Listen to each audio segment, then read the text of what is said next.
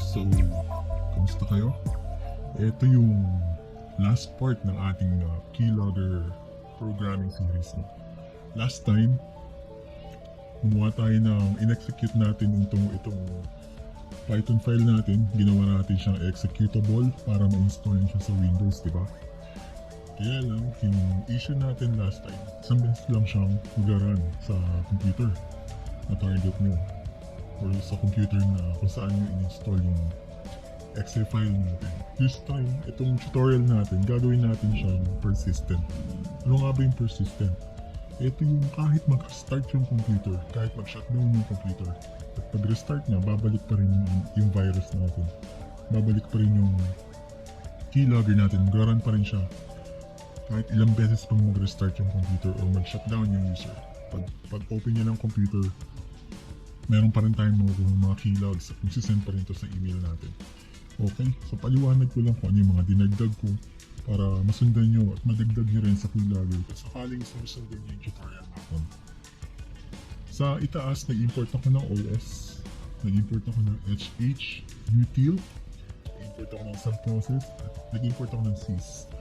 Itong mga to is library siya ng Python kung saan ginagamit nyo yung mga internal commands ng Windows. Kaya niyan tawagin through Python file para mag-run mag-run efficiently yung virus na ginawa natin. Gumamit tayo ng mga library na compatible sa Windows. Okay? Saka na natin pag-aaralan din kung ano yung mga yan. For now, itong mga to, yun yung dinagdag ko. So dagdag nyo lang yan sa taas pag in-import nyo sa mga Keylogger Python files nyo.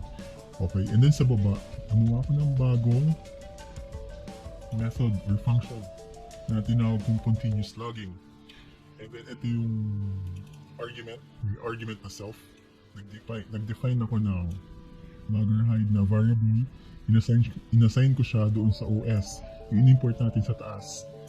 .environ appdata plus yung file name na gusto natin i-add doon sa path ng appdata. Yung appdata, yan yung path kung saan nandiyan lahat ng system files ng isang Windows operating system. So hindi yan mawawala, lahat ng Windows meron yan. Okay, so mas safe na ilagay mo siya kung saan meron tayo ng directory sa lahat ng operating system ng Windows. And then dito, itong parameter na to, ginawa ko siyang calculator para hindi siya suspicious.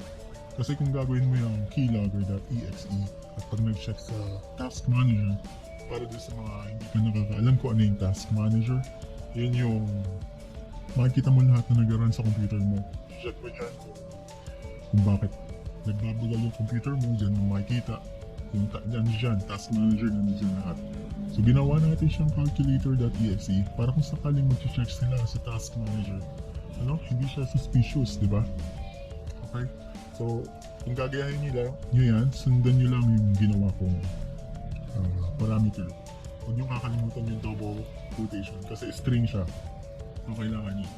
And then next, kung itong ibig sabihin ng if statement na to, kung yung OS path or yung app data na nagko-contain ng logger hide, itong variable na to, ay wala ito. Kung ito ay, if hindi ito nag-exist, itong file na to dito sa app data directory, then kopyahin yung executable file, and then ito yung variable dito sa taas. And then kapag nakopya, magtawag tayo ng Windows subprocess kung saan i-edit natin yung registry. Yung registry, ayan yung regedit, no? Masyadong technical, pero dun sa mga hindi pa, or dun sa mga aware na ko ng regedit, so ito tinatawag lang natin yung subprocess, tinawag natin para mag-edit ng system registry or ng registry entries para ilagay natin yung keylogger na path sa kanya. So mamaya makikita nyo kung ano yung tsura na yun pag in-execute na natin yan sa Windows virtual machine. Gagamitin natin ito sa virtual machine para makita nyo, para maging safe din tayo, no? Kasi virus to eh. Hindi na siya biro, virus na siya.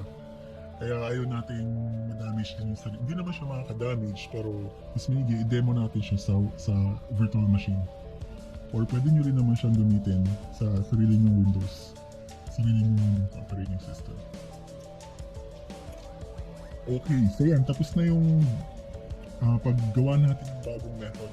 Ngayon, para tawagin siya, nilagay ko siya dito sa taas. Dito sa initialization ng class, kung saan unang-una siyang tinatawag bago yung mga sumunod na method. Mas importante tawagin mo kaagad siya. Kung i-copy mo agad yung executable file dun sa app data directory, mag-add siya ng registry entries, and then saka i-run yung other method. Okay?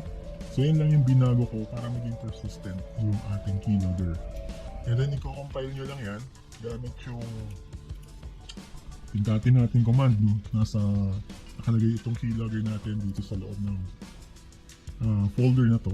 And then para maging maging executable file, i-compile lang natin siya into an exe file gamit itong command na to, itong PyInstaller. Para sa mga bago sa video na to, yung PyInstaller pinagawanan ko sa part 2 ng ating keylogger series. Okay, so execute lang natin ito para ma-compile natin yung keylogger natin.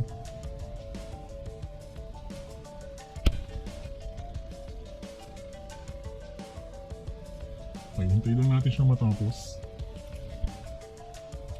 Mabilis lang to. Then pag nag-compile na siya, de-deploy na natin siya sa ating target machine.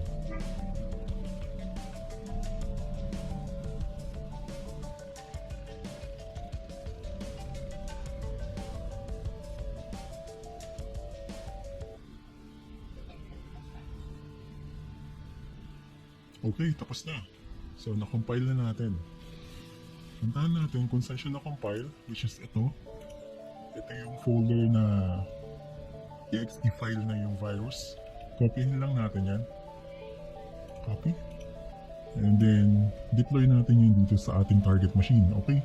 So, kung titignan nyo, itong target machine natin, Windows 10, dito ilalagay ng virus yung file na iraran natin every time na mag-i-start si user. And then ito naman yung registry entry kung saan ipapasok niya yung path na ito para every time na magre-restart si user, mag-run yung path na ito at tatawagin niya yung virus na nandito. Okay? Paste lang natin yung exe file. And bago nyo pala gawin to, make sure na yung antivirus ng computer na paglalagyan mo ay naka-turn off. So, punta lang kayo dito, manage settings, turn off nyo lang itong real-time detection, no? Para hindi siya ma-detect. Kasi na-detect siya ng Windows dahil siya ay isa ng virus. Meron siyang keylogger characteristics na na-detect ng Windows machine. Kaya i-turn off nyo yan, tapos saka nyo ilagay yung virus. Okay? Tapos i-run lang natin. I-run na natin siya. Pwede nyo naman i-double click na lang yung file, pero gusto kong i-run siya dito sa command prompt para makita natin kung may mga error ba siya na lalabas. Okay? Para i-run nyo yan, pansinin nyo, no, wala pa tayong registry entry dito at dito wala pa yung executable file. Pag nirun natin yung code or yung virus, okay, sabi niya, the operation completed successfully. At kung mapapansin nyo, ayun, inilagay na siya ng calculator dito. Pero isa na yung virus. Then pag nirefresh natin yung entry, ayun, makikita nyo, nilagay niya na yung path ng virus natin dito sa registry. Meaning, every time na mag-restart si user, malalag na lahat ng keylogs niya or ng key presses.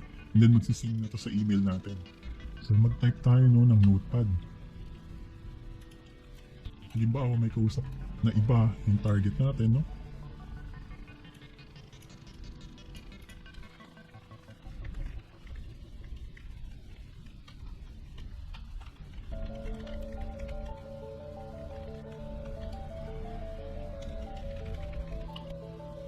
Okay. So halimbawa lang na may kinakausap ng iba yung partner, no? Yun ang example natin dito.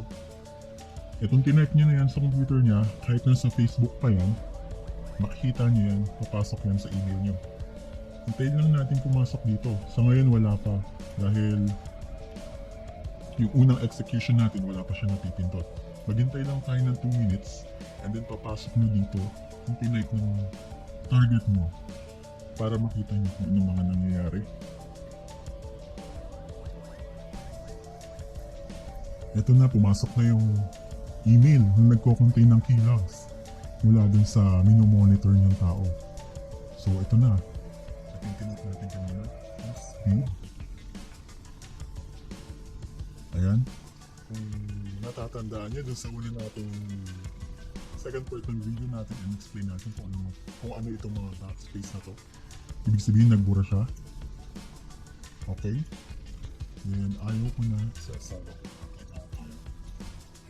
So yan yung tinype nun sa kabilang computer, which is ito. And then nag-reflect siya dun sa email natin, nag-record siya. At sinendan na tayo ng record. Okay, so yun lang. Dito nagtatapos yung third part series natin ng Keylogger programming. At hindi ko ina-advise ito na gamitin nyo sa ibang tao na hindi nyo kilala kasi baka mapahamak kayo. Ina-advise ko to sa mga katulad na halimbawa meron kang partner na sa tingin mo may iba na sa kanya, may suspecha ka, gawin mo to sa kanya para mapanatag ka. Huwag na kayong pumunta sa mga Facebook hacking groups, may scam lang kayo. Hindi ko naman sinasabi na lahat scammer sa Facebook hacking groups. Meron din naman siguro pero low-key lang sila. Pero mas maigi, ito sana nakatulong sa inyo. Itong video na to, pag ginawa nyo to, magiging kampante na kayo dahil makikita nyo lahat ng ginagawa ng partner nyo sa mga computer nila. Okay? So, kung nakatulong sa inyo itong video na to, subscribe nyo lang yung channel ko at i-turn on nyo lang yung notification bell. Marami pa tayong pag-aaralan dahil sa susunod, tuturuan ko kayo kung paano naman gumawa ng Android app na pwedeng mag-monitor ng location ng cellphone ng mga mahal nyo sa buhay.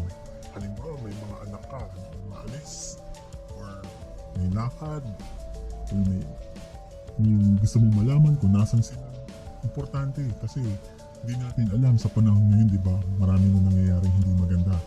Mas mabuti, yung mga anak mo, nakikita mo kung saan sila nagpupunta. Kaya yung susunod nating video about Android programming, location tracker, abangan nyo to, mag-subscribe lang kayo, and magkita-kita po tayo sa susunod. Maraming salamat sa panonood.